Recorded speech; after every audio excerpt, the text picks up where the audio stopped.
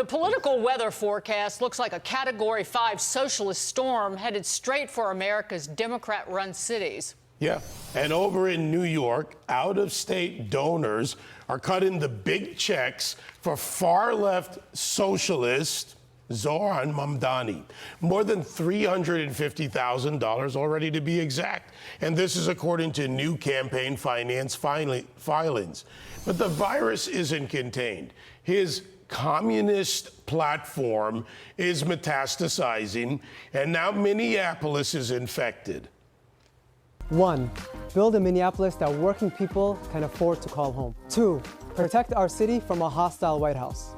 And 3. Diversify our city's public safety response.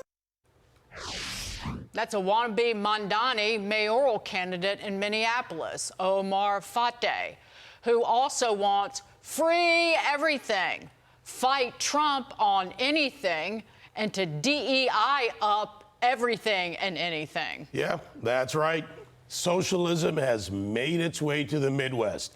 The Minneapolis City Council recently voted to unanimously to study new ways to tax the wealthiest residents and businesses. Oh, that's good timing for Fateh, who wants to get this. Tax the rich, sound familiar? Freeze the rent, scrap cops for social workers, flood cash into LGBTQ plus services. Oh, and he wants to tell ICE to take a hike. Sounds expensive and stupid. Don't look for help from the state. Tim Walz-run Minnesota is facing a projected budget shortfall of nearly $6 billion for the upcoming fiscal years of 2028 and 2029. Joining us now, House Majority Whip, Minnesota Congressman Tom Emmer. Are you here to apologize for the people in your state?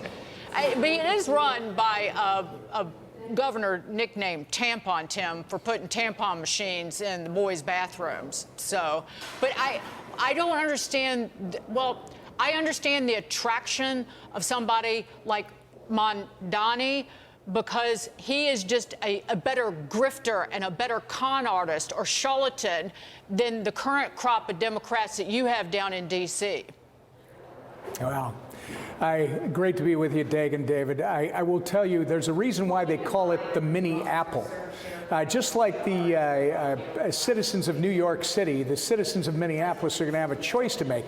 Do you want communist chaos, or do you want a safe, secure, prosperous community? Look, the failed leadership in Minnesota, and I appreciate when you talk about, I'm here to apologize for my state. It's a very small part of our state. I mean, we've got some great people all across Minnesota. The unfortunate part is because of the failed leadership of Tim Walz. I mean, this guy is a terrible executive. He took an $18 billion surplus, Dagan, just a couple years ago, and now he's turned it into a huge deficit. And you know all the stories about him. He's literally lied about everything. By the way, I don't know if you know, he just had the Minnesota taxpayers pay a $430,000 legal bill to prepare him for the testimony that he gave before the House Oversight Committee on his sanctuary state policy. So this is nothing new. Minneapolis is completely failed when it comes to businesses leaving, and this kind of leadership is just going to cause more exodus out of the core of Minneapolis. There's a reality that doesn't get a lot of attention in Minneapolis, from Jacob Fry to where you are now in that city. Somali gangs that roam the streets, that take on the businesses there, that graft from them, that rob them. Failure by Ilhan Omar, who's down there in D.C. with you, and now they're going to turn this over to someone who's going to push out anybody and leave it to the gangs. This is reality in Minneapolis. Well, I got to tell you, you brought up something that's incredibly important, and I'm glad that you're talking about it. Unfortunately, the failing press in Minnesota, especially in the Twin Cities, is not. These Somali gangs are incredibly dangerous. We had an attack at a high school basketball game last spring where a Somali gang came in and started beating a kid on the bench with a tire iron. We had a shooting at the University of Minnesota during a graduation ceremony this spring. string that was Somali gang related, and yet no one in the Minnesota media is reporting that that's what's going on. We've got Somali gangs that are causing these problems. Good news is I visited with our FBI last week, and they're taking action, but it's been a long time coming. Well, last time I talked to you, Majority Whip, you were getting ready to whip some votes for the one big beautiful bill. Well, now you did that, got that into law. It's the BBL, I call it. And today, just a short while ago, you passed not one, not two, but 3 cryptocurrency bills. One of them goes straight to the president's desk, will be signed into law, the Genius Act, which establishes the rules for stable coins. The other 2 involve rules for crypto exchanges, brokers, and issuers, and then an anti-central bank digital currency. And at the same time, we've got news, at least a report, that President Trump could open up the 401k retirement investment market to cryptocurrency investments. This is the dawn of not just a new day, but the new century.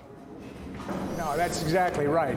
But remember, this is the first step in actually helping Donald Trump keep his promise to the American people that he is going to make the United States of America the crypto capital of the world. And these 3 bills you talk about, the Clarity Act is a market structure bill. That's to create the rules of the road. We've been driving innovation away from this country because we've had a government that literally does regulation through enforcement. You know, the former SEC chair, Gary Gensler, was one of the absolute worst. He says he has an open door, and guess what?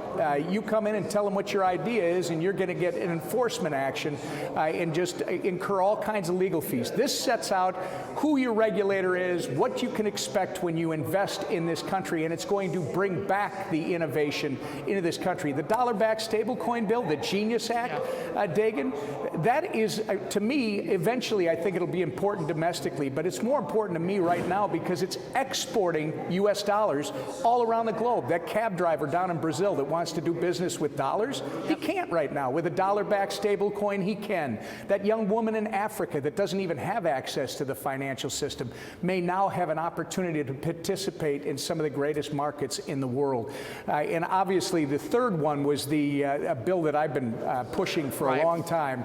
It's the Anti-Central Bank Digital Currency Prohibition Act, the Surveillance State Act.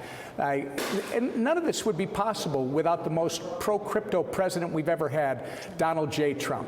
This is codifying, legislating, getting it done, backing American opportunity and options. I love that. Whip Emmer, thank you so much. Keep whipping them. Great to see you, sir.